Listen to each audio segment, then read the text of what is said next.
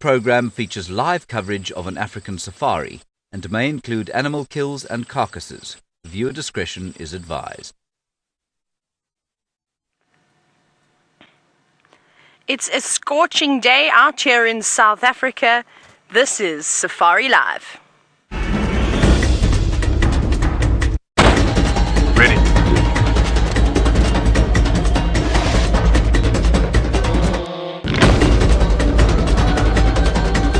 Standing by.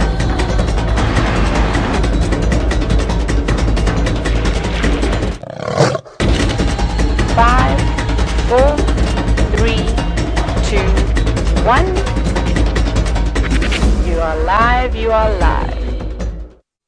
Welcome to another sunset safari here in sunny.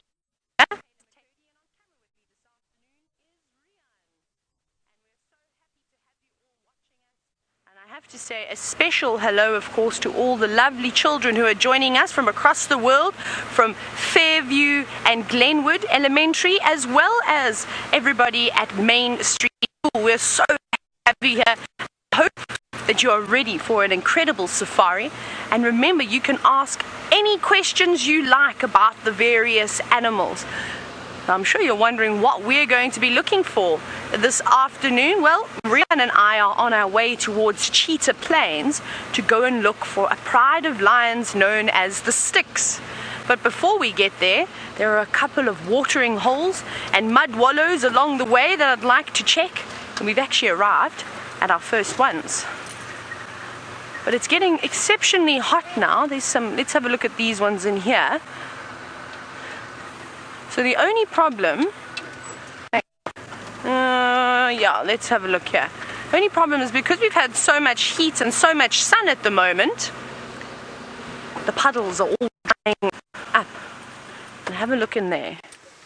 Now this would be the perfect spot for a buffalo, even a rhinoceros, warthogs, lots of different animals would come to a little puddle of water like this. And there's even a bit of shade so they can lay in the water, stay nice and cool, and then of course stay put in the shade as well, because the sun is very harsh here. None of the animals really like the sun too much, so we might still have to look for them very well, they might be hiding away, which would make it difficult for us to see them, because they'll all be of course looking for some nice shady spots. But there's another big dam that we're going to head towards. It's called Treehouse Dam. And I'm super excited to go to that one because that's a nice big one. We might even, I'm hoping, that's what I'm hoping to, because I saw some elephants. Maybe the elephants are on their way to that watering hole. But we've still got a little bit of a way to go before we get there. So we'll stop and have a look. But I'm going to send you across now to meet James Henry, who's walking around on foot. Good afternoon, everybody, all of you special people at the, what have we got, Fairview Elementary in Ohio, the Glenwood Elementary School in Virginia Beach, and for the very first time, the Main Street School in New York City, where I bet it's a lot colder than it is here. My name is James. This is my friend Gerald the grasshopper, and he's not very happy. I don't know if you can see, he is vomiting, and he's vomiting because he's afraid, so I'm going to put him down, but that is the defensive mechanism that they use. So he thinks that I'm like a bird who wants to eat him. And so he's vomiting up that sort of horrible yellow stuff there, and that makes him very distasteful. So if I was a bird and I was about to pop him in my mouth, well, then I'd be probably sick myself. So that's why he's doing that, and you can see he's not very happy. He's squirming around, but isn't he a special fellow? He's got a colour, a special kind of coloration called aposematic coloration. You say that? Aposematic coloration, and that means that he's coloured for warning. So this colour of black and yellow and white is a warning to any predators that might want to eat him, and his predators would largely be, I suppose, birds. They would be wanting to eat Jerry the grasshopper. Isn't he a special fellow? And he's a young grasshopper. He still has quite a long way to go in his life. And so we don't want to shorten it, do we? Now, my name is James. We're going to put him down over here. My friend Jean-Dre is on camera. It's a very strange name, I know. It's a fairly strange fellow. And you can talk to us if you'd like to. Just ask us any questions you want through your teachers. And for the rest of you, of course, hashtag Safari Live questions at WildEarth.TV. We're going to be going for a walk through these clearings and seeing what insects and things we can find over here. And then we'll probably cut off to the north and see if we can't follow up maybe on what we think was a leopard from this morning. Now, Byron, my friend, is out looking for leopards right now down to the south of the reserve. Let's see if he's found them. Good afternoon, everyone. My name is Byron, and on camera with me this afternoon is Craig, or who we have nicknamed Batman. Now, it is very hot. James, I'm not going to head down to that area with the leopards just yet. I'm going to drive around and have a look at some water holes first, and just see if maybe we get some animals that have gone down to drink for the day. I thought I saw an interesting bird. I just want to have a quick look if I can find it. No, you know what it was? It was a European roller, but you know what's happened is, because James saw that broad-billed roller this morning, so now I'm very excited. I'd love to see one again. So I just caught a glimpse and I wasn't sure what it was, and I'm now double-checking every little bird that flies past. But that was just a European roller. So, as I said, we're going to check some of the water holes, and hopefully we get some activity. Maybe some elephants, that would be great. And then a bit later, when it cools down, I'm going to head back into that area where Karula was and see if they're still around and what's going on. Maybe she's wasted the kill. Who knows? So we'll have a look and see. But while I head towards some water, Taylor has got a different kind of reptile she'd like to show you.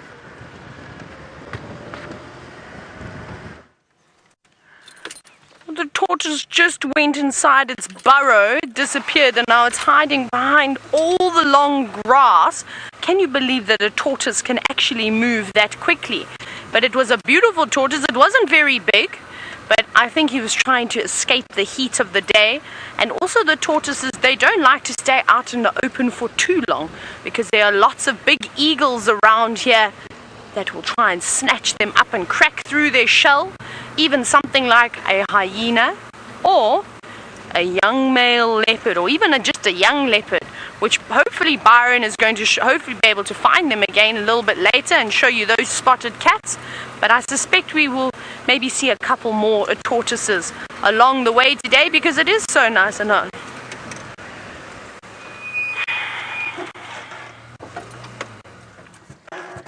And there we go, a little antelope that was just running away from us. A common duiker. One of the smaller antelope out here. And that is a male. He's got tiny little horns, you can see, but very, very shy. They don't like to stay around for too long. Tristan! Hello, Tristan. I hope you're enjoying this. Now you're wondering, what am I doing with the animals? Watching them and photographing them, and hopefully going to teach you all a thing or two about our beautiful wildlife we have out here in South Africa. So we drive around in these really cool cars. Sometimes we even get to go off-road and go up steep slopes and down rock areas. It's lots of fun. And then of course we get to observe and look and learn about these beautiful animals out here. But now we've just seen a little common duiker. It seems as though Byron has got another antelope for you, and it's one of the largest ones we see in this area. We do indeed, Taylor, some kudu, but hang on a second, they seem to be moving across. I might get to show you them crossing the road. Let's have a look quickly. They're just moving through the thicket. There was a nice group of them. Nice herd of kudu. Hang on, I might get another little view from this side. Maybe we have them coming out into the open. It's always nice to see a big herd of kudu.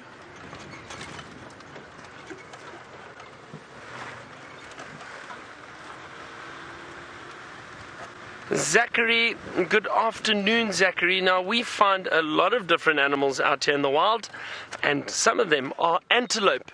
Now, we've got a lot of different antelope species around, and They basically look like, some of you might be thinking they are deer, but an antelope and a deer are very, very different.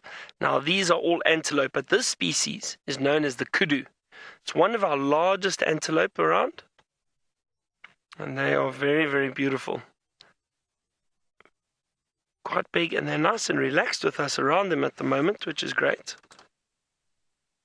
Now, these are all females. The males get these beautiful big spiral horns. They look almost like corkscrews.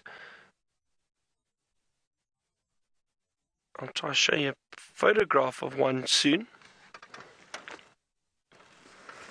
But these are all females. They've got very big ears, and they eat the leaves off the trees. That's what they feed on. And when they move around like this, they like the thick areas. So that's why they've got very big ears, as you can see, so they can listen out very carefully for any predators.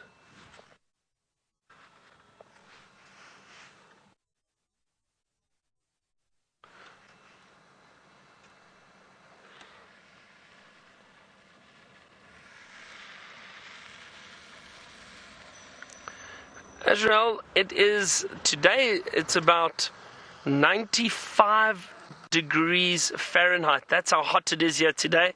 So don't forget, all of you watching in America, it is our winter at the moment. All our schools this afternoon are from America, and so you are having a very cold winter, and we are in summer at the moment down here in the southern hemisphere, down in South Africa. So we have summer months now. So very hot conditions while you have winter. It's very different to what you're experiencing back home.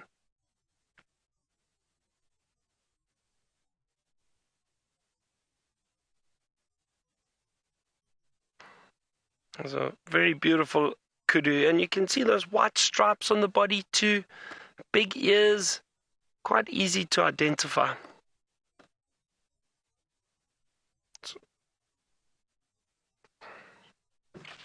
Let me show you quickly.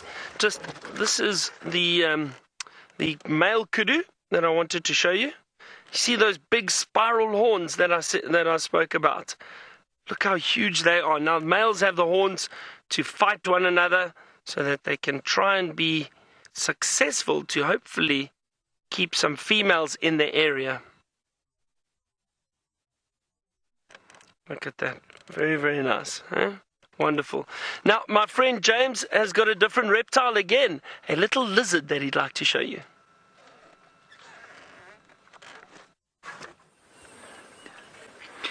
Now, everybody, we do have a lizard, and it's quite a special kind of a lizard. It's called a skink, and it's called a variable skink. And that means, of course, that its colors, well, not per individual, but all the different variable skinks could be different colors. And this one is sitting on a termite mound, and I don't know if you can see, but I think he's had a very, very good lunch. He's got a very fat tummy, and he will eat flies and ants, and he's sitting on a termite mound, so I think you'll find that he quite likes to eat termites as well. I'm going to see if I can get a closer look at him down here. And remember, you can ask any questions you like. Hello, Kendall. While we look at this variable skink, you're saying, do we see hyenas and snakes? Yes, we see both hyenas and snakes, Kendall. But snakes, you know, Kendall, they don't like us very much, and they hide from us.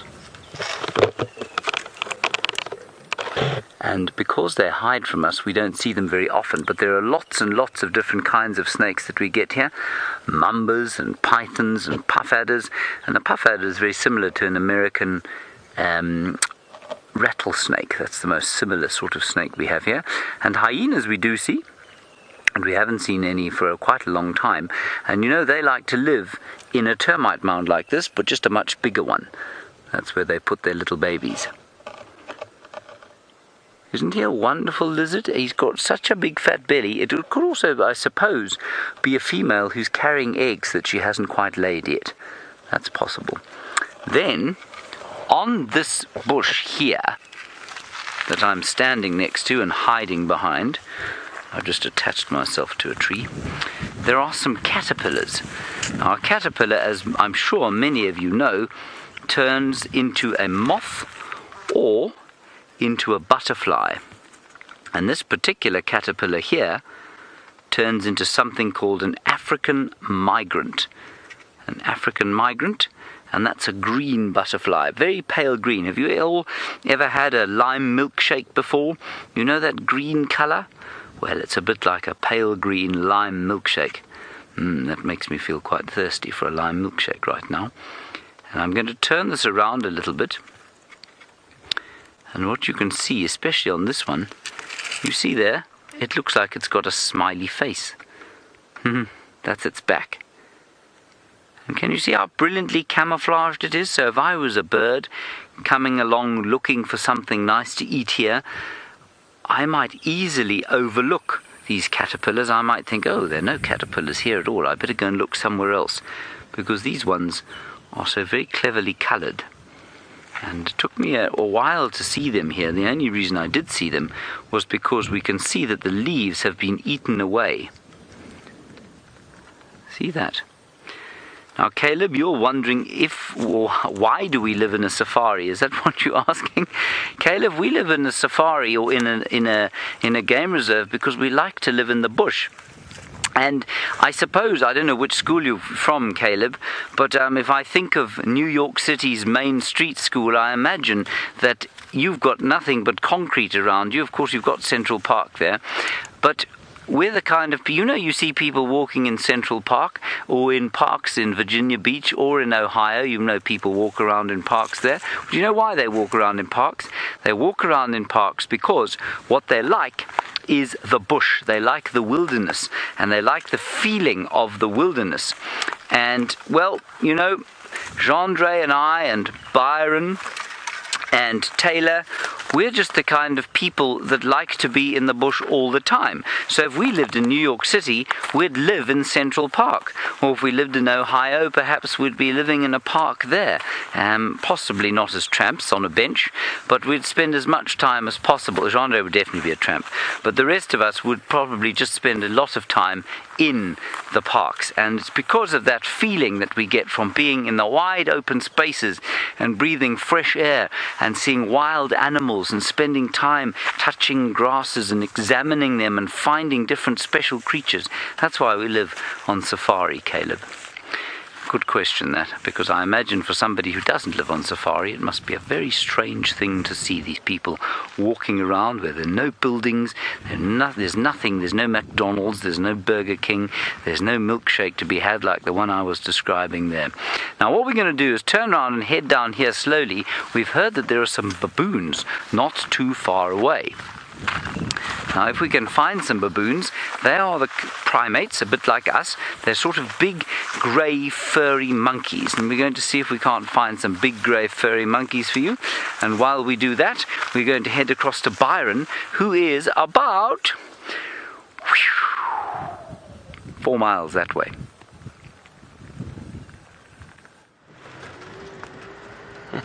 About that, James, I think, yeah, we are in a place called Arathusa. So we're not too far from where James is walking, but we are looking for some animals. I've passed one water hole already, but there was nothing there. So I'm going to carry on looking around.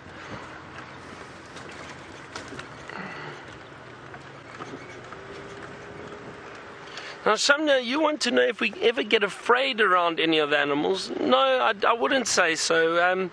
We are very careful because these are wild animals and we don't want to disturb them. We don't want to make them feel like they are in danger, because if the animal feels like that, then they will try to protect themselves, which is not good for us, because then we could be potentially in danger. But generally, the animals are comfortable with us being around, and they also prefer to move away from the vehicle.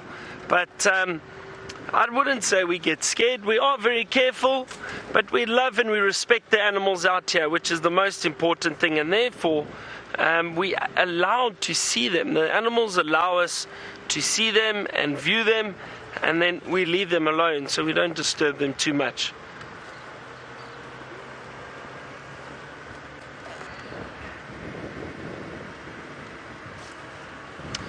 Now, Reed, you wanted to know what kind of animals are dangerous to humans. Well, Reed, you know, again, it's more a case of what animals feel like they are in danger from us. Any animal can be potentially dangerous. If you think about it, even a dog. If a dog had to attack one of us, they can do some serious damage. But generally, I would say out here, the two animals that I would like to avoid the most would probably be the African buffalo or the Cape buffalo, and the hippopotamus.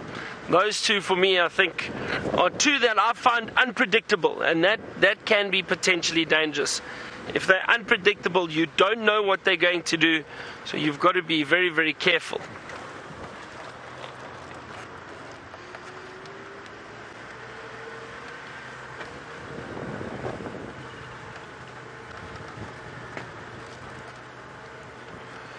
Charlotte, the herds of antelope can range from many sizes, many different sizes. Some antelope are solitary, like the little steenbok. Now let me show you a picture quickly of the steenbok. Now, so the steenbok can be solitary, which means they live by themselves. They don't move around with other antelope. There we go. This little one over here. Now I'll show you exactly how big that is. But that's a very small antelope. Now that little one, if I show you, is only about this big. If it was standing here, it would only be about that big. Not very big at all. That's about the size of a steenbok, maybe a little bit bigger, about there. And they usually live by themselves or maybe in pairs. So the two of them usually in pairs, a male and a female. And they stay together for life. And then we've got other antelope like the Impala, which we will definitely see this afternoon. I'm sure we'll show them to you. You can get up to 50 of them together in an area. So it can range from quite a bit, from many different numbers. Some antelope you'll find 3 or 4, others you'll find big herds of 20, 30, 40 of them together. So it does depend. It all depends on the antelope and the area. Sure, it's very hot this afternoon, everyone. But I hope you are all warm back home in your classrooms.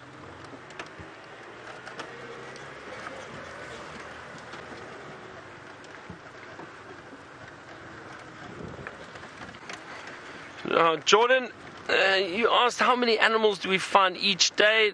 Jordan, it's difficult to say. Some days we don't find many at all, and that's just the way it goes. Other days we find lots. And this morning we got to see leopards, we got to see elephant. There was a lot going on this morning. But I think with it being so hot at the moment, now have a look at this. This is interesting. I'm going to quickly jump out the car. I want to show you this. Pardon? Is it alright? Yeah, I'm going to. So what happens is, Jordan, you'll get some days like I say, we'll see a lot, and other days not so much. But have a look at this. Oh, look at that.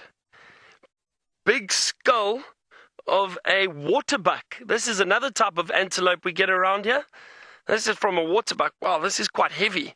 This is actually very heavy. Now, to be honest, I think what might have eaten this was lions. I'm going to put this out the way here.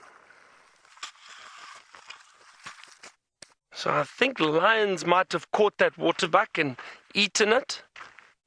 The lions are very, very good hunters in the area, and they catch most of the antelope species. Not all the time, but sometimes. Isn't that interesting to see? Wow.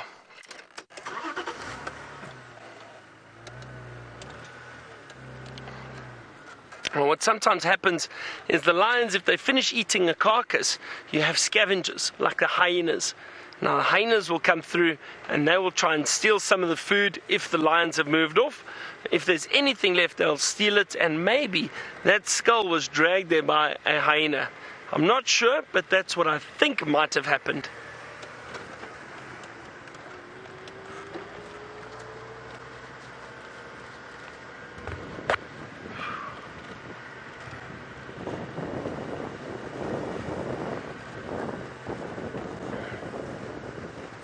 I'm still scanning very, very carefully, having a look for any animals. But it is very thick at the moment. It's nice and green. All right, but James is still walking around. Let's see what he's managed to find.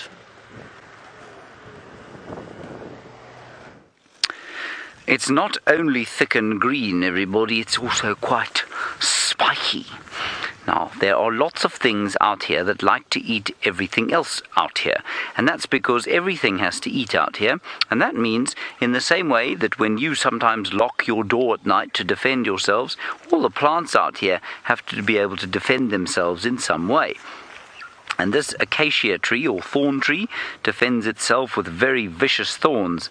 And if I spike my finger like that, it's very, very sore.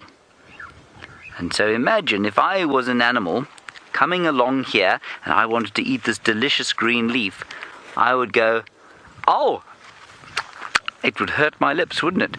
Noah, you want to know what we in South Africa eat? Noah, in South Africa, we eat sand most of the time, and then when we don't have enough sand to eat, sometimes we eat grasshoppers and bugs, and if we don't have enough grasshoppers and bugs to eat, well, then we'll try and find a beetle or a worm. So that's what we eat in South Africa: sand and grasshoppers and beetles and worms.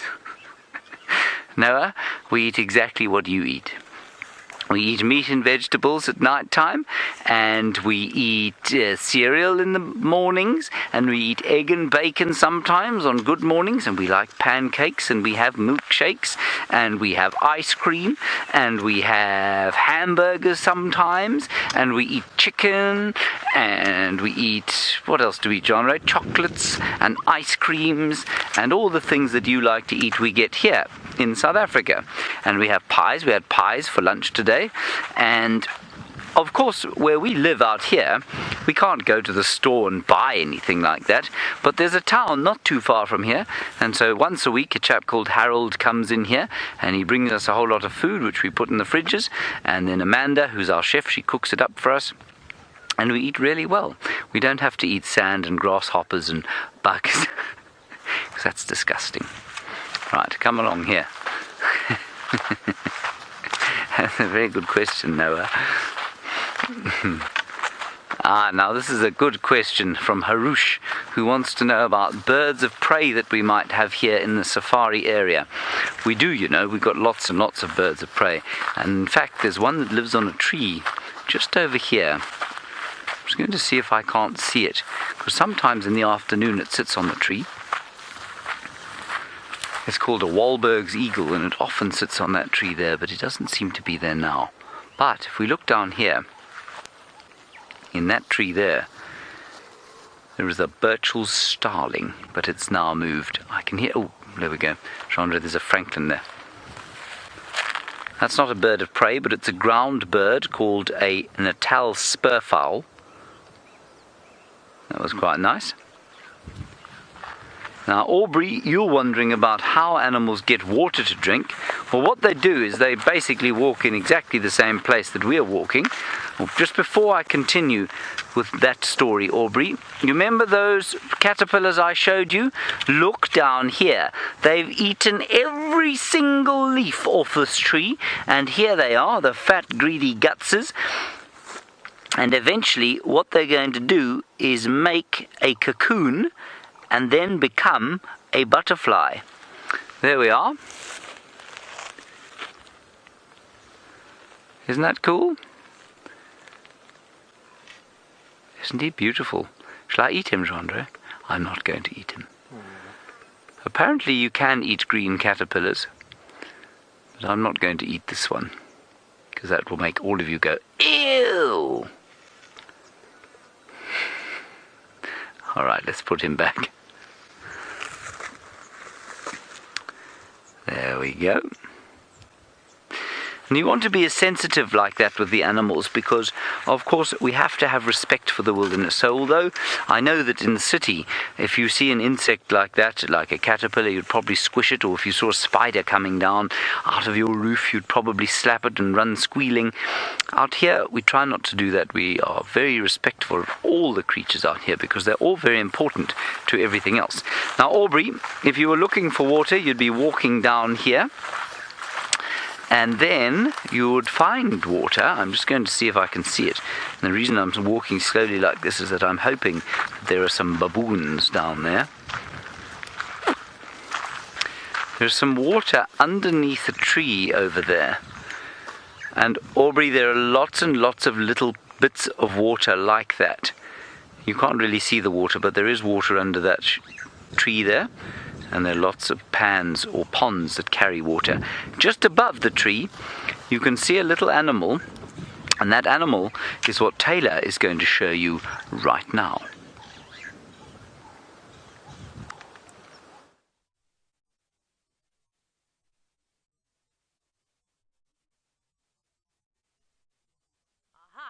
We beat him to it. And this has to be one of the most handsome antelope out in the African wilderness. And there were actually a couple of them here. So when they live in groups with just the boys, we call them bachelor herds. And that goes for all the different antelope species. Normally during this time of the year, or when you're not fit enough, when you're not strong enough, and when you're not the best male that you can be, you have to go to these bachelor groups. And it's only the strongest and the biggest antelope that will head up the female groups. But for now, they're disappearing. But we're actually on our way towards another dam called Djuma Dam. We've arrived on Cheetah Plains too, so we're not on Djuma anymore at all.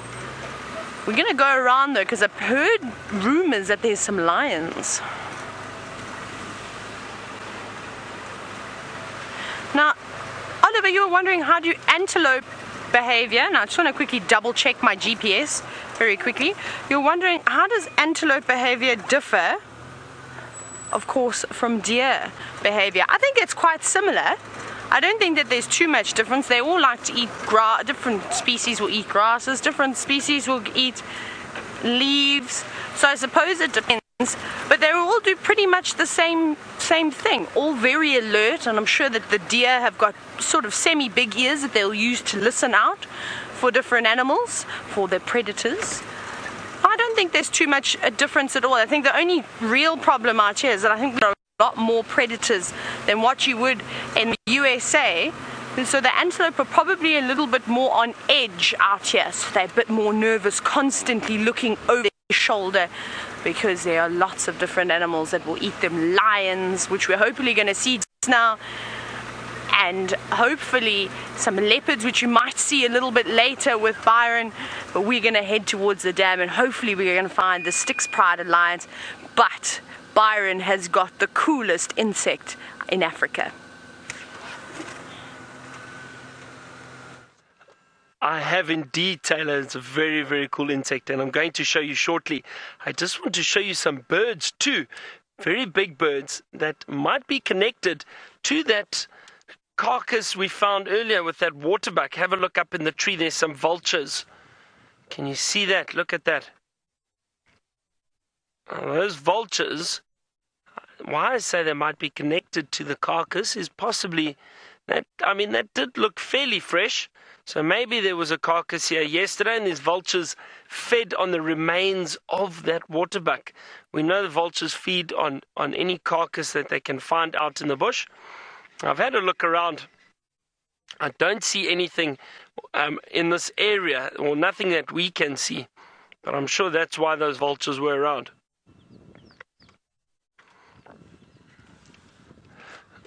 Jordan, you want to know why do lions eat waterbuck? Well, Jordan, the thing is, lions will eat just about any of the antelope species that they find out here, and it's because that's what they feed on.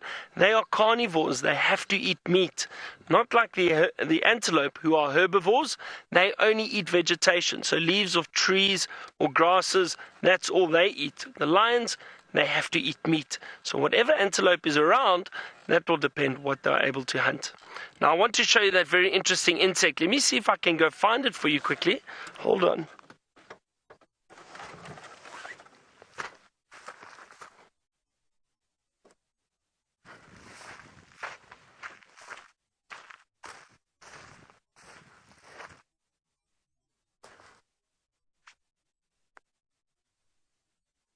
Have a look at this. I've found him here.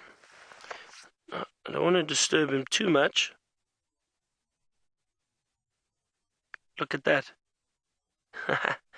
Can you see him?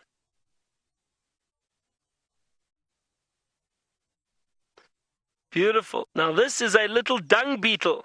Isn't that incredible? Now, and this is a piece of dung that I'm holding in my hands. Now some of you might be going, ew. But this is fresh dung, which is from antelope. It's actually clean. All right. Sorry, my train of thought. Listen, I'm going to put this guy back, but someone's got some other animals they'd like to show you quickly. We've got the lions, much to our surprise. And if you listen very carefully, you might be able to see, or not see, but you might be able to hear a kudu, which is barking in the distance. So I'm going to sit quietly now.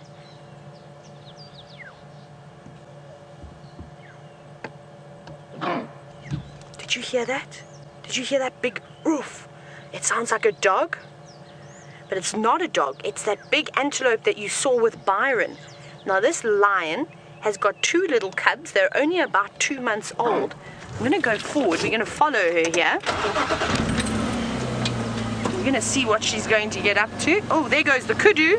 Kudu's running away now, darting off into the thicket, moving away from the lions. We'll see if we can get another view. And because they'd spotted, let's see. And because the kudu had spotted the lions, that lion had no chance of catching these kudu. Now, Joseph, you were wondering if a lion could kill a cheetah. Yes, they could, Joseph. It's very sad, but the lions are the biggest cats in Africa and the most powerful. But I have to say that unfortunately a cheetah is not the biggest, strongest cat, and even a leopard and a hyena could kill a cheetah. And I've seen a cheetah feasting upon an impala once, and I watched about 50 vultures, which are the big birds that come down and eat the meat off of the carcasses, and those 50 vultures chased the cheetah away. And he had to leave his meal, and the birds took it. So can you believe it? We're going to try and keep up with these lions, though, because they're going to move into thick vegetation. And I think I heard that they have a kill around here. Now, Jordan, you're wondering how fast does a lion run? They're actually really good at running and running very quickly, but they can't run very far. About 70 kilometers an hour.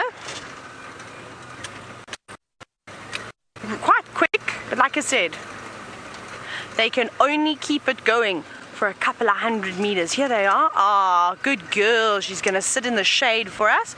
So we're going to just go around the corner.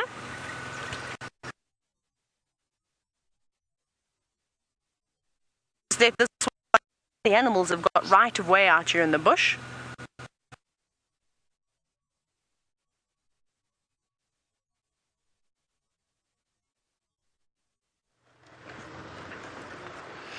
Wow, so Taylor managed to find lions everywhere through a very thick area, so it's difficult to follow them. If she does see them again, she'll let us know and we'll go straight back to her. Now, I just left that dung beetle, but it wasn't that interesting to see. Now, I wanted to explain to you a little bit about the dung beetle and what makes them so fascinating. Now, those little dung beetles, what they do is they are very, very important for the environment.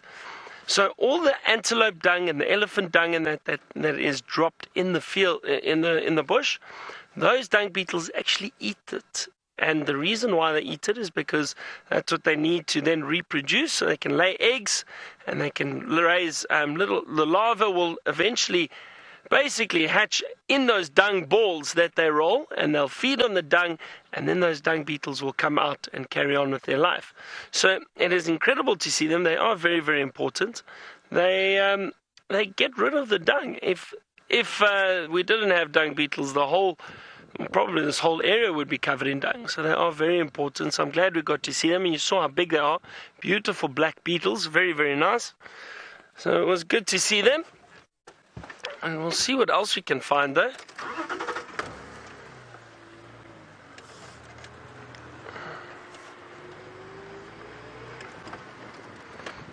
And Jonah, you want to know how big do those beetles get? Jonah, I've seen dung beetles about this size before. Around that size. Isn't that massive? That's very, very big. And they are so strong. If you try and pick one up in your hand, it almost forces its way out of your hand. They are very, very strong beetles.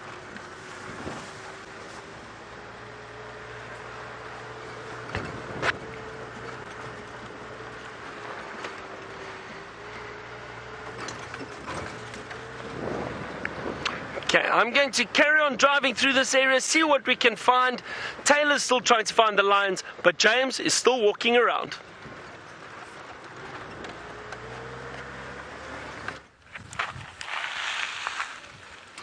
Now, we found something quite special while Byron's driving around the place, and it's called a robber fly. Can we see it, John Dree? Now, the robber fly, everybody, is a very large fly, and, well, you get lots of different kinds of robber flies, but they like to catch other things to eat. So they don't sort of go on to, say, carcasses or rotting meat. They catch their own prey, and you can see this guy is cleaning himself, a little bit like a bird does. He's cleaning his back legs now. And his wings, look at him smoothing his wings out with his back legs, isn't that clever?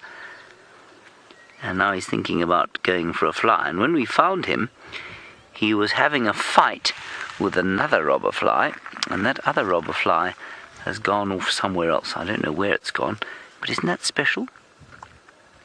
And we're trying to find a leopard down here, trying to find some leopard tracks. We haven't found any yet. And you see, if you're looking at the ground looking for tracks, which are the footprints that animals leave in the bush, you're going to find special things like this, and you're going to find special things every time you stop. So every time I stop and we see something like that robber fly, we then can find hundreds of other things. Here's a beetle. It's a funny little beetle. I don't even know what kind of beetle it is. Can you see it there, Jean-Ray? Just next to my finger.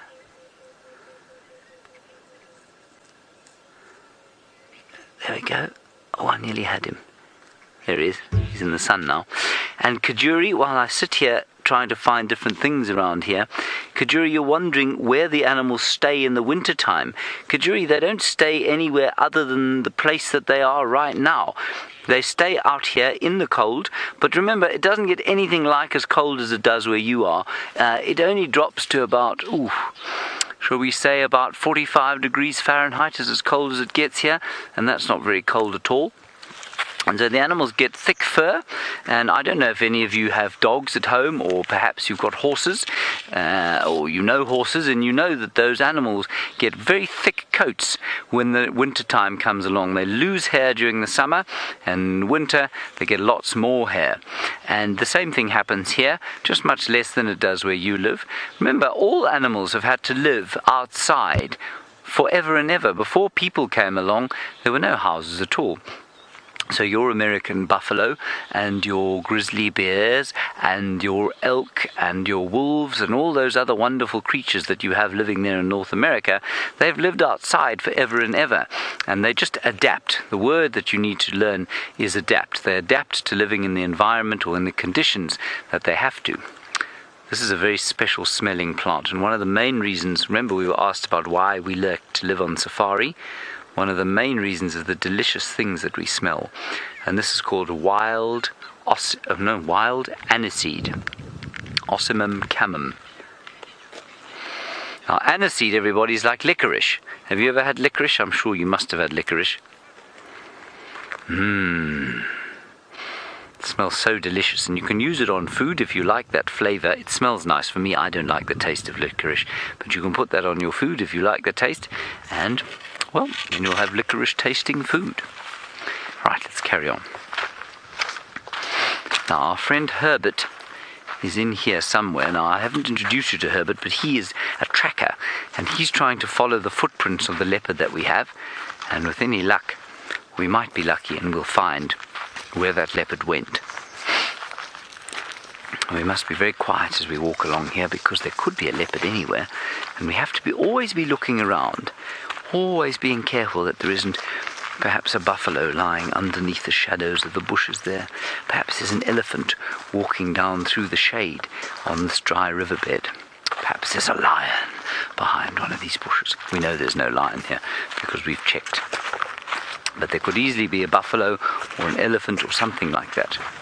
Now, this very special bush is used extensively by cats to mark their territory. Now, I don't know if you know what marking your territory means. It's something that we as human beings don't do anymore, but that just about every other animal in the world does. And it basically means to make a wee somewhere so that it smells like you. So the cats come along here, and what they do is they like this tree because nothing likes to eat it, which means the leaves stay here. The cats come along and they walk along like this, and the male lion or the male leopard will rub his head up against it like that, and a few times, and then he'll sniff, and then he'll turn around like that and he'll go pss, pss, and he'll squirt some urine or wee onto the top of this tree, and then it will smell like him, and then he'll carry on and he'll do it to the next tree and the next tree. And this special tree is called the magic guarri, and that's what it's used for by the animals. Human beings use it a lot when they put out fires and when they have to hit ticks off their bodies. Now, I'm covered in ticks, so you're going to have to excuse us. We're going to get the ticks off our bodies, and while we do that, you're going to go to another lesson, and I hope whatever it is very entertaining, and we'll hopefully see you on safari very soon.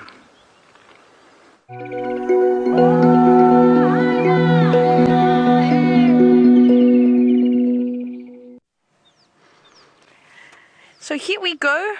We've still got the Styx Lioness, and thank goodness she's decided to sit down in the shade. Hello, girl. But her cubs have gone off into the drainage, which unfortunately I tried to get a better view, but I can't see where they've gone, and there are a lot of timbwiti trees. But Andrew did mention to me that apparently they have a kill. I'm not sure what she's managed to take down. But this is actually the first time I think I've seen this particular lioness. And let's quickly listen. She's actually calling for her little ones.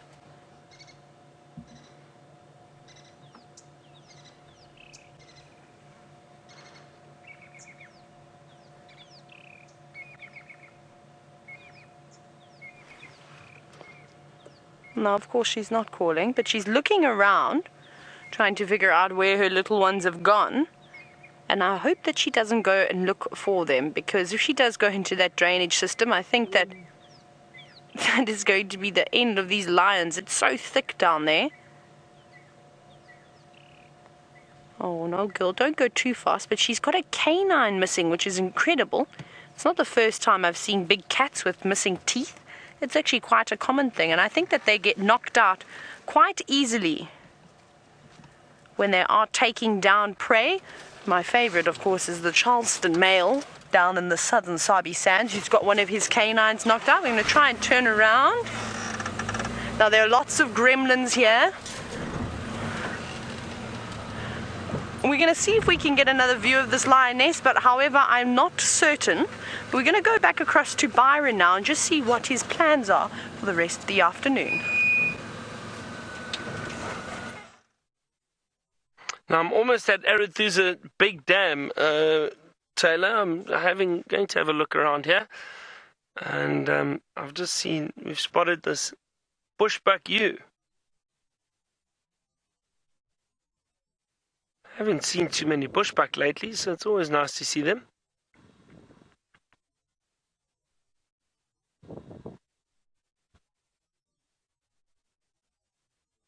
See how she is enjoying the shade. And we spoke about this earlier. Animals will probably be in the shade during hot summer days like today.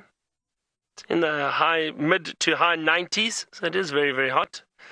And but that was a lovely view of the female bushbuck, a bushbuck ewe. I wonder if there aren't any others around with her. It's not unusual to find a bushbuck by itself. They do prefer thicker areas, and I wouldn't be surprised if that bushbuck actually goes into the lodge in the evenings, hangs around there. They usually do, because they find it's a bit safer, and I think they're right, because we're not too far from Arathusa Lodge. Now let's just go have a look and see if we can get to the big dam, Arathusa Dam, and see. I'm curious. I haven't been there for quite some time, so I'm curious to see how much water's in there.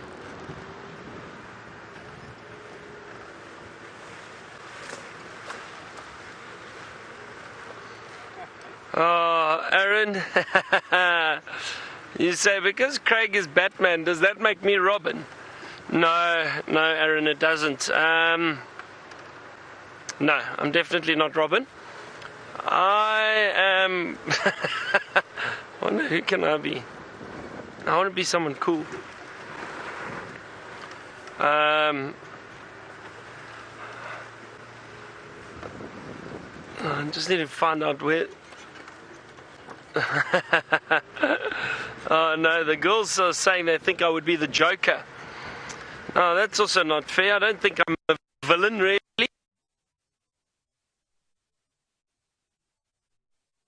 Zebra. Yes. I've not seen zebra in ages. They're going to come across the road in front of us. 3, 2, 1. There we go. It's quite a nice group of them. See, our plan to come to the waterhole paid off. There they go, and there's a Impala that just ran in front of us too. There's another zebra coming out. Stick on the zebra, there we go.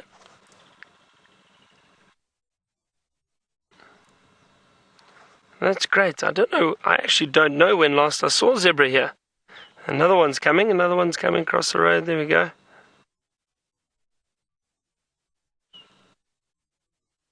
A nice dazzle of zebra. I'm going to go forward. Let's see if we can see them again.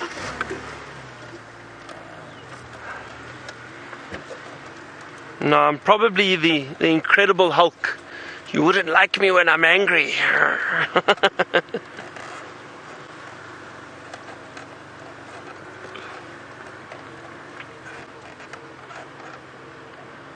Stay, zebra, don't move.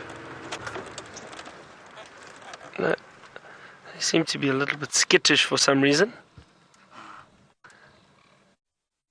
Oh, that's lovely though. So nice to see the zebra.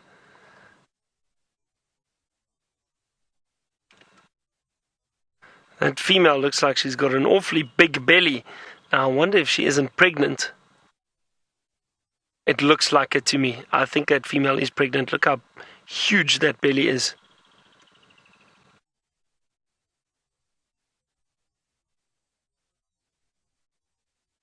That would be wonderful to see some zebra foals around. Wow, so our plan and idea for heading to some water has paid off. There's a lot of activity around here. There's zebra, there's some Impala ahead of us that we'll show you shortly. Let's just stay with the zebra for some time. And looks like there's an Impala we're heading down to the water, so we'll go have a look fairly soon. I'll wait for the zebra to move off first.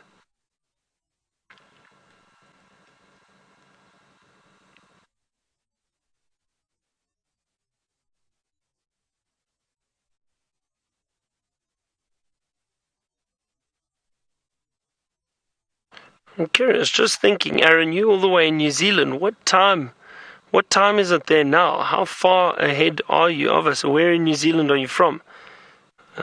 Just curious because it's 4 o'clock here now. It must be quite late there.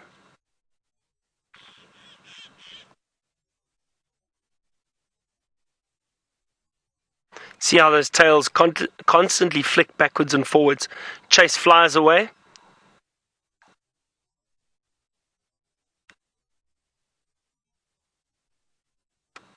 I do enjoy seeing zebra. They really are just different, aren't they? I suppose it's purely the pattern. Pattern stands out so much, so.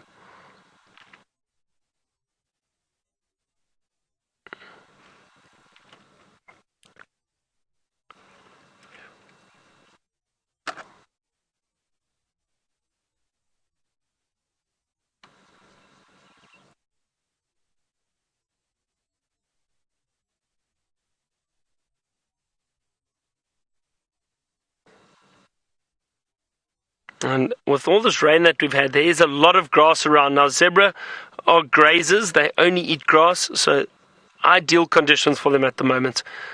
A lot of long green grass, and I think that's why they look in such great condition. Fat, healthy, strong, and it's because of all the rain and the food that's around, which is fantastic.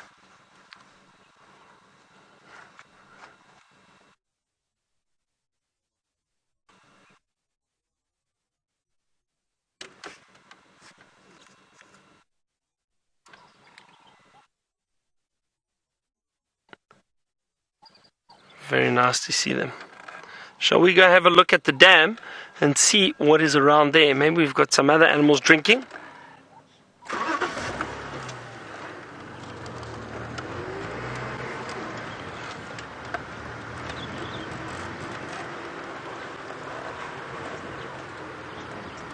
Here we go, there are some Impala here. We're just in front of Arathusa at the moment.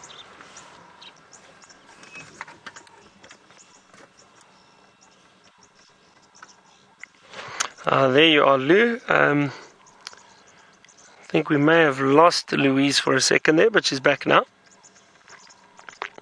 See these beautiful Impala. There's a young male following them.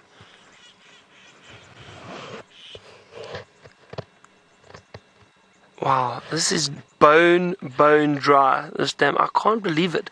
It is so strange. Just going across to Chitwa, there's water everywhere. Now, I'll show you the dam shortly. We'll head across there. Let's go see. Nice to see these young Impala. We've seen quite a few Impala. This morning we saw quite a lot too.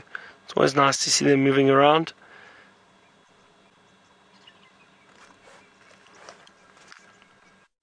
Look at that young male. See how he's busy transforming his colors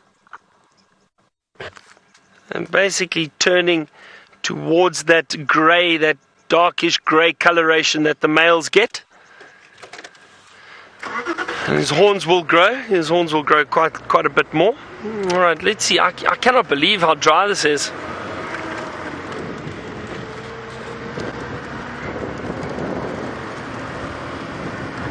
Look here. I mean, that is very strange. I would have thought there'd be water in this dam, but there's absolutely nothing. Look at that. Wow, have a look there. Bone dry. Oh, that's not good.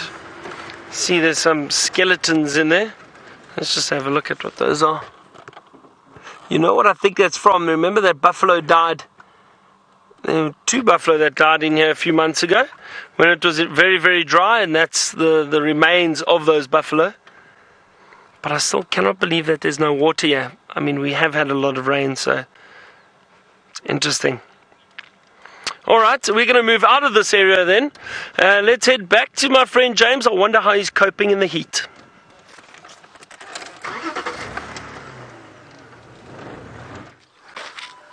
I'm coping in the heat by standing in the shade, which is the best way to cope with the heat. And there was a bird up there, but there is no longer a bird up there. But I've just spotted over here a Ziziphus mucronata buffalo thorn tree, and I'm going to tell you a story you've never heard before about how the local people use this to carry the spirit of their ancestors. I'm not going to tell you that story again because I know you've all heard it 150,000 times. What I am going to do is pick a few of the fruits, and let's see if we can find a ripe one, because they are edible, but also they were used by the Boers, or the Voortrekkers, who were the original white settlers into this area, as a coffee substitute. Apparently they used to grind these things up, roast them, and then use them as a coffee substitute. Now, I must just tell you that the Boers were not known and are not known for their culinary masterpieces, which include... Don't look at me like that, you know it's true. And what they... Talking about milk tart, which is milk tart. I'll talk about that later. They're most famous, of course, for the rusk, which I've also described to many of you. The rusk is a piece of stale sweetbread that is some kind of delicacy to some people.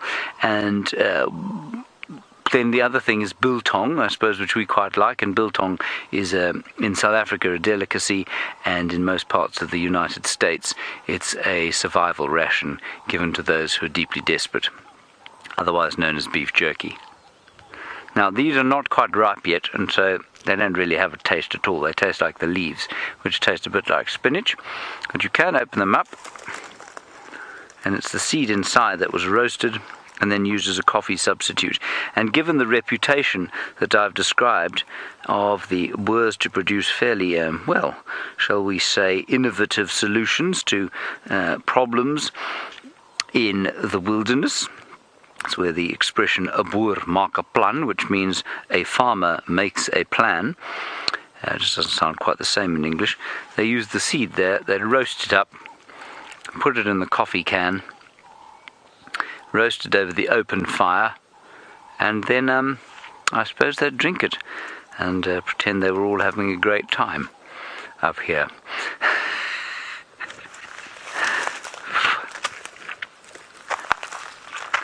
Now, I don't do this.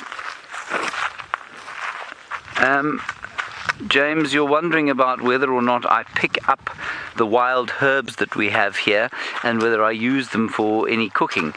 I don't. Some people do. Many people do.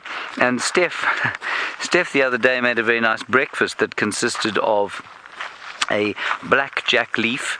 I think he used some wild basil, and he sort of the meat of his dish was made up of a termite, and that he popped into his mouth and said it was quite delicious. Well, was it delicious, Jeandre? Did you have some? Yeah, not as good as the nachi. Jeandre says it's not quite as good as the nachi, which is the orange egg that he cooks. Yes, I'm not that surprised. And yeah, so people do use that cooking, use the spices for cooking sometimes, but they're not very, they're not, I guess it's just easier to get dried stuff and stuff you're more familiar with, and so we tend to do that. Then there was a second part of your question. You say you grow something outside your back garden. What was that? Garlic. Wild garlic. Wild garlic. We don't have wild garlic here that I know of. We get... I mean, there is a South African wild garlic. It doesn't seem to occur naturally here, though. And so, no, we don't have a great deal of wild garlic in the wilderness that we can cook with here. And now, just before I finish up here... Oh, in fact, no, I will tell you the story later, the story of milk tart. While we do that, Taylor has got a champagne bird.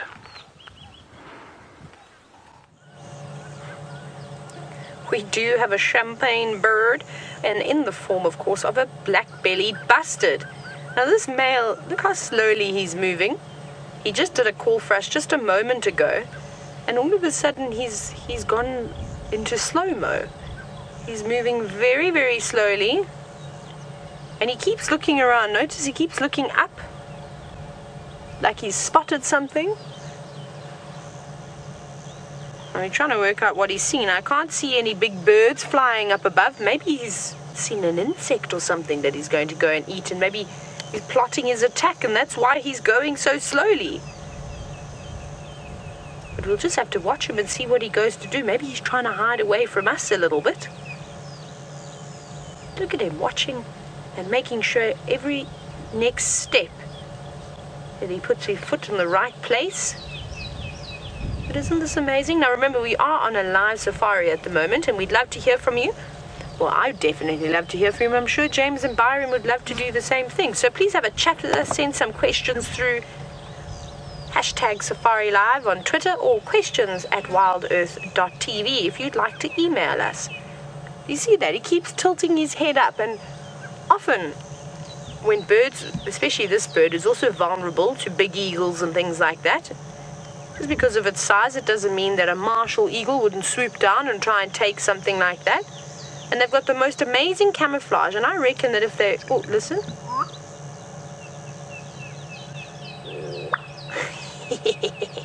That's an amazing noise, and you're going to have to ask Kirby to do his black-bellied bustard call a little bit later. He's looking at something. And they've got, like I was saying, they've got the most amazing camouflage, and I wonder if you were to sit in the top of a tree and look down onto that black-bellied bustard as it was on the termite mound, I wonder how well its back would camouflage against that mound. I think it would be exceptionally well, and I think if you were soaring quite far up in the sky, I reckon if it were to just sit down, or if, as he moves slowly like this, I don't think that they'd be able to very easily spot this bird. But isn't he just lovely and so obliging? And when we had the other day on Cheetah Plains, we had the most incredible sighting of the red-crested korhaan. And normally they're not so obliging. Normally they see us, they dart away very quickly. But for us to be able to sit here and watch him as he goes about his day, isn't this what safaris are all about? Going in, viewing on a positive way, and then leaving with the bird being quite happy with us. And I think that's exactly what we're going to do now. We're not going to disturb it any further. We're coming up towards the Cheetah Plains, the big plains. We've got a little way to go. I'm hoping, really hoping this afternoon we're going to find some elephants. That's my goal. And I must apologize about those lions. They're very sneakily... It disappeared down into that drainage line, and then we couldn't get a view, and we did make an attempt to go down. It was just so thick, lots of tamboti trees, so we decided to just hang back and we let another guide go in. Well, we could only really just see the bum of that lioness, and he said that if she does come out again, he's going to call us and we can try and go back. And it was really amazing to have a quick glimpse. This is the first time I've seen those new Styx cubs. And you can see that they're very itchy from the mange. But I didn't get a good look at them. They moved quite quickly. I saw them for I think about a whole of 2 or 3 minutes. And they didn't look particularly bad. I couldn't see any big black patches of mange like their previous set of cubs sort of looked towards the end. But I suppose that is still early days. But I really, really do hope that these cubs make it through. Whether they will, I'm not sure. That mange really seems to have got the Styx lions good.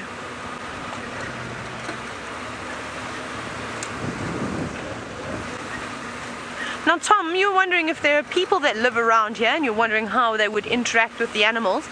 Unfortunately, in this area, there's no more indigenous people, so there's no one that's actually specifically living old school ways, living off of the land type of thing. The only things that are in this area now are lodges and conservationists and anti-poaching teams. So the way that we interact with the animals is obviously most of the time it's done from the vehicle. Occasionally we see them on foot. I'm sure the anti-poaching teams that go around and patrol will spot many animals on foot. Just checking around here, there's some good termite mounds under shade, which would be perfect spots for leopards. But other than that, other than the way that we interact with them now, what would have happened, and it's a difficult thing and it still goes on today in Africa, and I can talk about Zambia in the Lower Zambezi National Park, where there's constant conflict between humans and the animals. In the big national parks, there's still people living on the fringes of the game management areas, and the elephants and the lions and all the animals, they go where they want. But the problem is not necessarily always with the predators. I think that the elephants cause a lot of problems for farmers because they're going in during the winter months when there's no food around to go and eat the crops that the villagers have all planted, and this becomes the biggest problem. You have this constant conflict, or you have the odd lion or the odd leopard or cheetah, even a wild dog going in and snatching up cows or sheep or anything like that. So it's difficult. And then of course the villagers, they get very upset because all their hard work has thrown away because an elephant has come through, or have heard of elephants, and completely devoured all their crops. And then the same thing goes with the lions eating all their... Rian, can you see on that dead tree, that sort of one that's been pushed over, there's a bird sitting in there. You can just see it's white. It's very white. What have we got in there? Who are you? Who are you? Who? Sorry, I had to sing that song. I couldn't resist. Now, who have we got sitting in this tree? Just looking at it, it's quite difficult to tell from over here. I don't even know what that is. I wonder if it's a juvenile of something. It doesn't look particularly big. Looks like it could be a shrike, maybe a juvenile red-backed shrike. One of the shrikes, it's just I can see there's a slight stripe that's developing across the eye. I don't think that this is an adult. I could be wrong though. Maybe if you perhaps all of a sudden, if you know this bird, please let us know. #SafariLive. But I suspect that it is a juvenile shrike of some sort. You can see the beak looks, or if it turns its head, it did look slightly recurved, which is also quite typical of their bills. Hang on, you can keep watching that bird. I'm gonna get my bird book quickly. I want to see if I've got any pictures. Actually, I'm going to use the app on my phone because they've got good pictures of the juveniles. Oh, there you go. It's just dropped to the ground, just in front there. Let's see. It might come back up. There we go. That should be a better view. There. Is that a shrike? It does look like one, doesn't it? Maybe it's a female. Let me have a look. S for shrike. We'll go through them quickly. Yes, I think it is. I think it is a juvenile red-backed shrike that we are looking at. I'm going to show you a photo now. I don't think it's a female. Female has got quite a brown sort of crown on top of her head. So I'm going to go with a juvenile red-backed shrike. I'll show you. Should we have a look at a picture very quickly? Okay, let's go. Let's turn it over like this. Now, of course, I'm using now my phone, and hopefully we're going to be able to see it. I'll try and angle it. Is it a bit difficult? Can you see it, Rian? No. It's very hard. It's a bit difficult. Sorry, there's quite a big glare, but that's the male. There's the male again. The male again. That looks like a female. Let's see if there's a juvenile. Female. Could be a female. Oh, no, that's all. Let me show you. Let me go back to... I'm scrolling now. Sorry. You're seeing my finger across the screen. There we go. Here's the juvenile. Look at that. This is the juvenile. See, that's what it looked like to me. It didn't have any prominent markings on it. So I'm going to stick with my guns there. I'm going to say that that was a juvenile, and it's still sitting there. Let's have one more look now after we've seen a picture of the female. Can you see there? It's still developing its colors. There's no prominent dark brown sort of crown on the top of its head like the female had. And it's quite mottled in color as well. That's quite nice. Very interesting to see. Definitely a red-backed shrike. And I hope that you enjoy that. Maybe it's a new bird for some of you. And it's always fun at this time of the year to play Guess the Juvenile, because often they look so different, of course, from the adults as they're still developing their adult plumage. But we're going to go back across to Byron now and see what he has for you.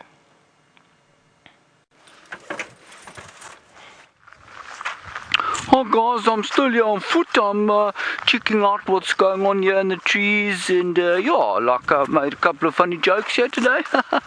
We're just going to walk up to the pen here, check out what's going on. Buffalo comes along, I'll punch it in the face, and that's just how we'll roll. Cool.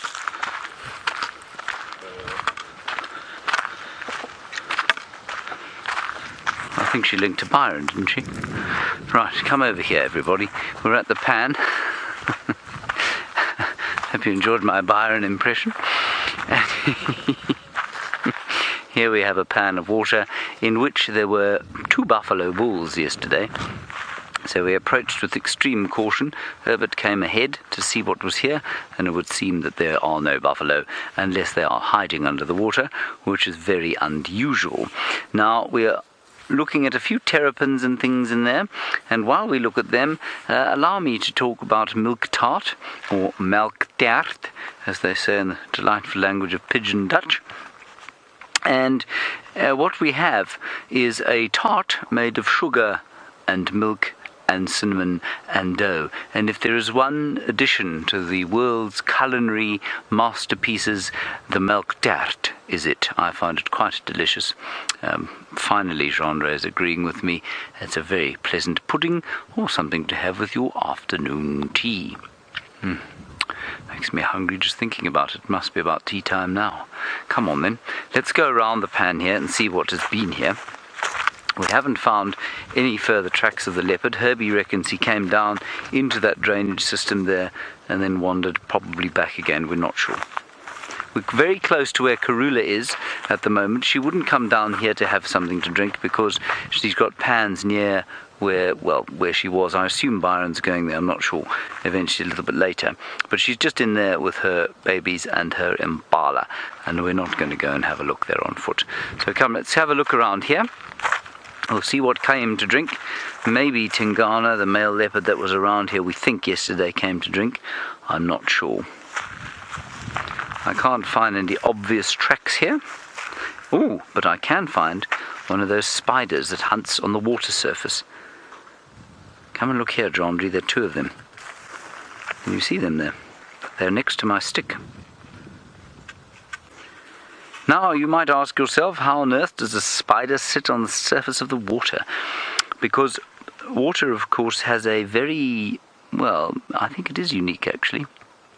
Yeah, the surface tension of water is created by what we call hydrogen bonds that occur between the molecules of water.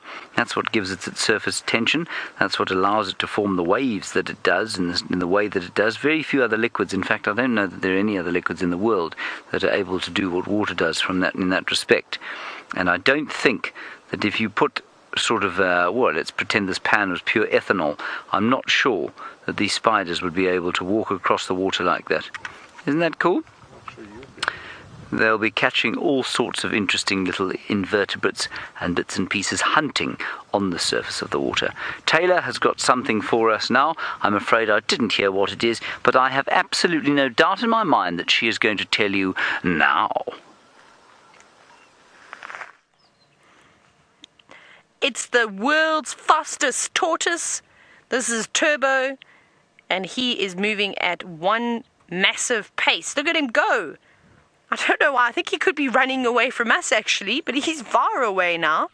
And he's moving through all the very long grass, which doesn't seem to be proving to be an obstacle at all. But for a squirrel, something they can't see over that tall grass, would be a little bit of a problem. But this tortoise is just motoring on through. And now he's got himself stuck out in the open plain. He better keep going before something comes about and snatches him up. But he really is raring and ready to go. I wonder where he's off to. Maybe he's got a date. Maybe he's going to get groceries. Maybe the shops are closing. I don't know where he's off to, but he's definitely off in a hurry. Where did he go? There he is. Now he's camouflaged. He's doing all sorts of things. And I suppose that these animals are actually very happy that there is a bit of grass out and about at this time. Because, well, for the Styx hinged tortoise and, of course, this one, the leopard tortoise, it can make it very difficult to hide away. So at least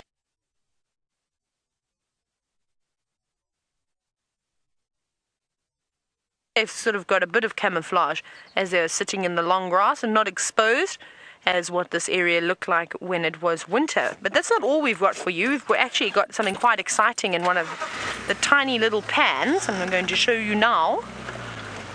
Whee!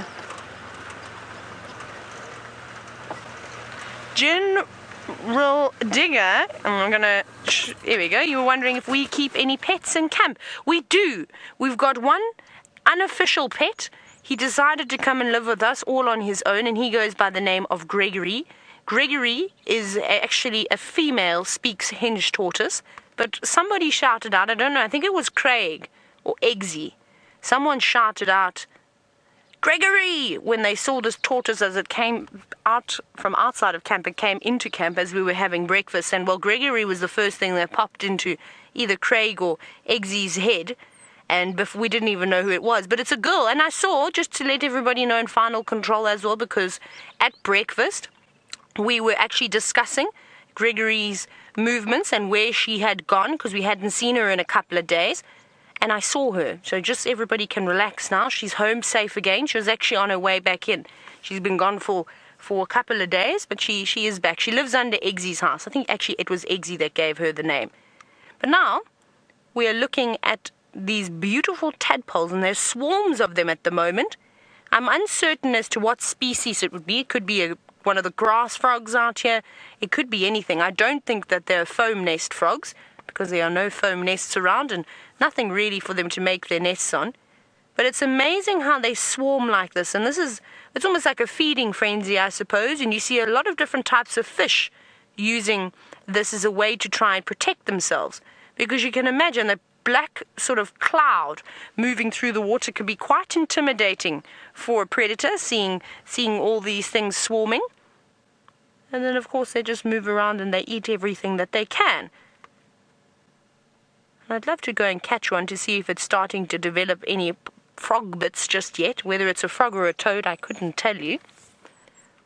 But there are lots of them. And it can take up to 6 weeks for them to become fully developed. So for them to lose their gills, lose their tails, gain some legs. It'll take quite some time. And there's also some type of a worm or something. I think you saw that. Maybe a mosquito larvae. It disappeared now. I don't know if you managed to see it. It was very quick. It was quite small. It looked like it could have been a mosquito larvae of some sort. But look at them, all coming to the surface to feed. But there are lots and lots of them. But unfortunately, most of these little guys are not going to make it. They're going to feed many kingfishers. I'm sure they will feed lots of other birds as well. But look at all of them. They're everywhere. Isn't that just amazing? Well, this is a good pan to keep watching, and hopefully we keep getting a bit more rain so we don't have it dry out, because I'd love to see these little guys make it towards adulthood, and then we'll be able to identify, well, which frog or toad species it was. But it seems as though Byron has managed to locate the royal family.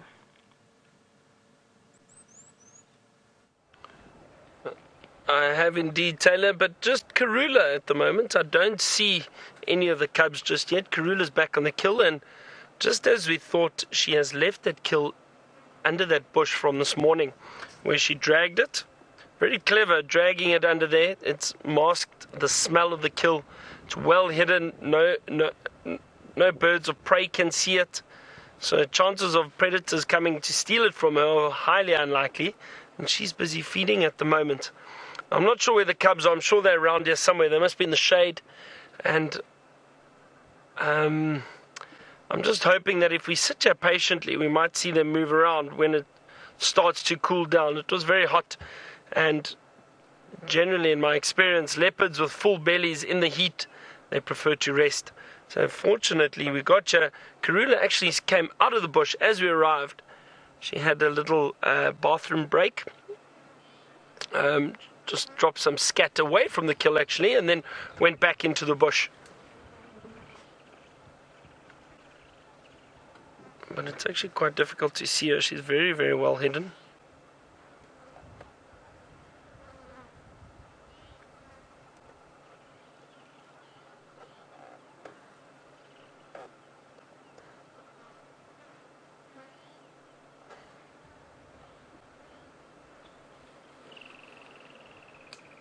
Can actually hear all the flies on that carcass. Plenty of flies in this heat.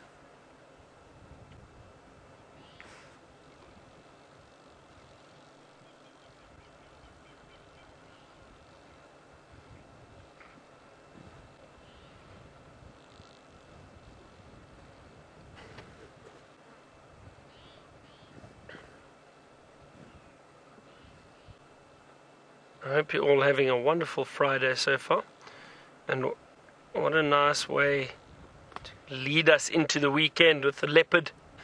And Taylor had that Styx Pride earlier, which was great. In my early years of guiding, we used to see the Styx Pride quite regularly, and then they drifted off a bit. We didn't see them for quite some time. They stayed on Mala Mala. So the other day when I saw them, it was the first time to see them in quite some time. In quite a few years actually. Only saw the 3 lionesses and the 2 cubs. Not sure how many lions Taylor got to see. No, they were moving, and I'm not sure.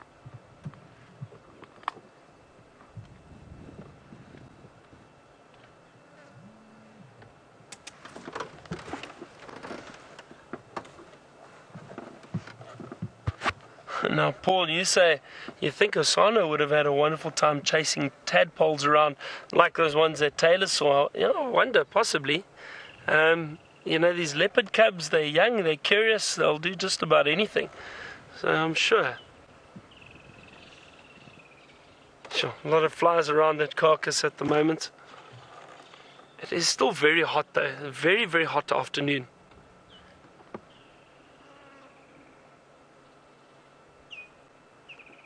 I think Herbert is trying to call me. I'm just going to get hold of him quickly.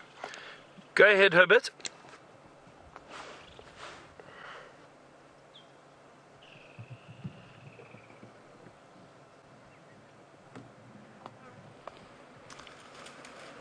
Wow, she's pulling it out of that bush a little bit. Go ahead, James, go ahead.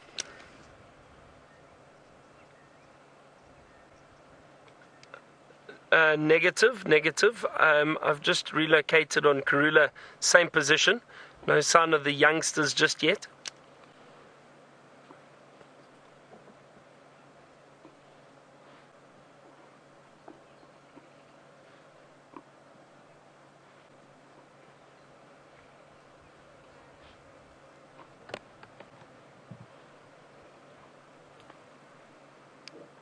Okay, copy that. Thanks very much, James.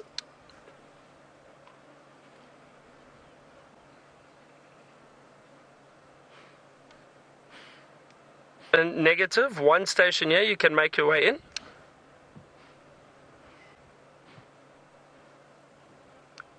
Affirmative, affirm, just off Pangolin track.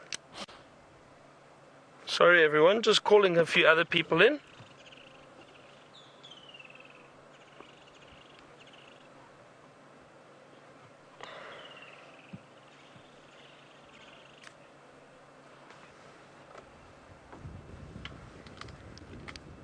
Go ahead. Sorry everyone, just giving everyone a update. Good, thanks. Afternoon, Hilton. Hilton, this animal is just off Pangolin track. The little pans that are just south of Pangolin track basically on the eastern side of the road, close to Twin Dams Road. You should see vehicle tracks heading in south, and you should probably see us then after that.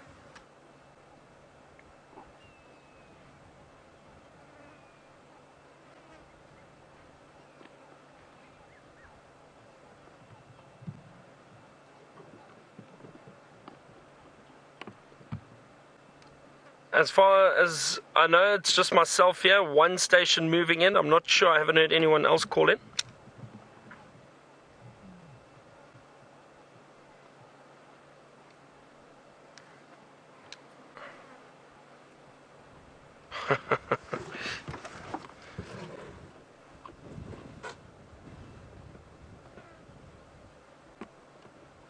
Now, and that gives you a little bit of an idea of Game Drive chatter, what goes on, and they're still trying to get updates from us.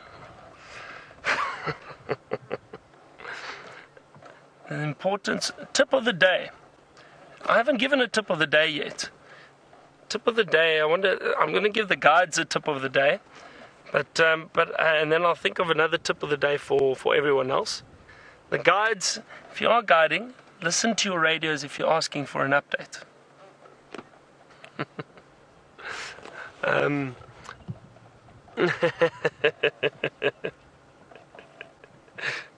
I think James would agree with me. We'll ask James about that one. Listen, I'm going to sit here for a little bit longer with Karula, see if the little cubs aren't around, see if I can get some other people into the sighting to enjoy it with us. Let's head to Taylor and see what she's got.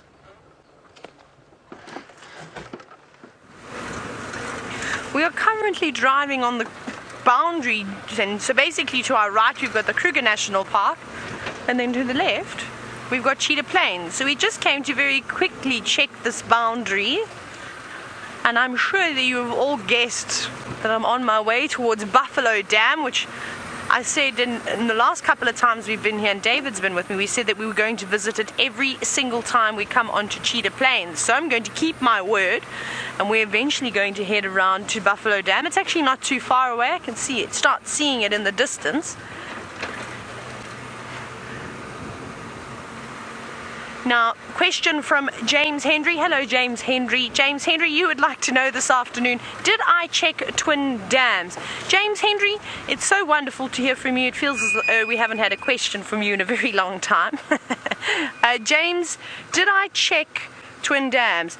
No, I just basically checked from Gowrie main side, so I had to look at the little pan, but no, I didn't. So I don't know I'm not sure what was lurking there. There was some kudu though.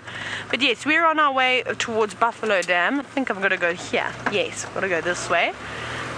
And I'm really hoping, because we're quite high up here, as you sort of scan down below, I was hoping we were going to see some elephants, but I don't know where they all are at the moment. And if we don't get lucky over here with any animals, our next bet is going to be to head around towards twin dams. And then if we don't get lucky, not twin dams, that's where James wants to go, obviously. I meant to say 3 in a row pan. And if we don't get lucky here, then we will go towards Chitwa, and hopefully go and see those hippopotamus again. And maybe they're going to put on a show like they did last night. Wasn't that so much fun with those hippo? I haven't seen hippos doing that in ages. Okay, are you ready? Are you ready to see some water? I'd actually like to go swimming in Buffalo Dam. It looks very nice. Here we are, we're approaching it. And I don't have a very good feeling, unfortunately. My spidey senses are not tingling about the animals that are going to be at this watering hole. There is a bird of some sort that's just flown away now. It looked like it was probably a Wahlberg's eagle. Right, let's have a little look here. We're going to find a good spot. We're just going to go around the corner. I'll show you why now, because it's really beautiful little viewpoint. Here we are.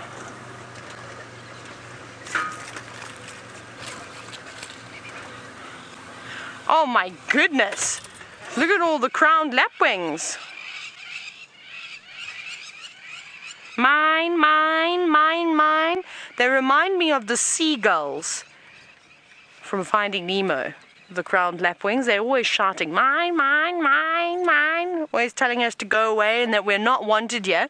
But unfortunately, well, there really isn't much here at the moment. The only thing is we've got a bit of development up in this leadwood tree, which is submerged underwater. It's the underwater leadwood tree. Is of course we've got buffalo weavers, which will love to hang around the water. And also you can see there's another weaver's nest, most likely a southern masked weaver that has started to make its nest. But it doesn't look like it's really finished it, unfortunately. And it actually looks like there's 2 different species of weavers there. Can you see there's a nest on the right and the nest on the left? Now, the one has got an entrance, the one on the right and the one on the left. Whether it's the same species and they just haven't gotten to the tunnel yet, I'm not sure. But it's pretty amazing the way that different weavers make specific nests.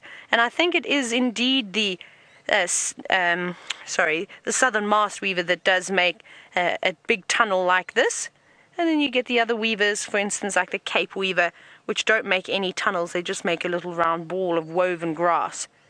But nothing happening here. I think these have actually been abandoned, because you can see that the grass is all dried up. It's not fresh anymore. And there's not much activity. I can't hear any chirping except the buffalo weavers. There's some turtle doves. Can you see them just on the other side of the dam? You see that smaller bush willow? Here we go. If you go to the left of that tree on the ground at the water. There we go. There they are. Some turtle doves. Hello, Mr. and Mrs. Turtle Dove. Probably just come down for a little pre-sundowner drink.